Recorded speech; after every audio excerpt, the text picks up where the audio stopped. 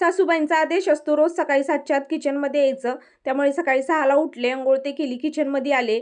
आधी घर झाडून काढलं, काल घासलेली भांडी होती ती लावली. मला खूप तहान लागली होती म्हणून आधी नारळ पाणी पिऊन घेतलं. मग त्यातील मलाई काढली. आज ज्या भाज्या करायच्या होत्या त्या फ्रीजमधून काढून घेतल्या. कोथिंबीर निवडून घेतली. दोडक्याची भाजी करायची होती त्यामुळे दोडक्याची साल काढून घेतली.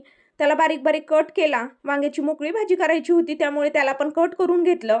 एकीकडे कढईमध्ये तेल टाकलं, मोहरी टाकली, नंतर बेसिक मसाले टाकून वांग्याची सरबरीत अशी भाजी बनवली. आईंना चहा प्यायचा होता त्यामुळे त्यांना चहा बनवून दिला.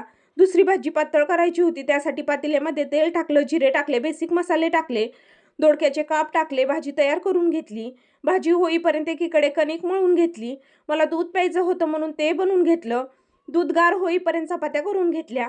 गव्हाचं आणि ज्वारीचं पीठ संपत आलेलं होतं त्यामुळे ते बारीक पातेल्यात काढून घेतलं आणि डब्बे घासायला टाकले. त्यानंतर भांडे ते घासून घेतले, किचन आवरून घेतलं.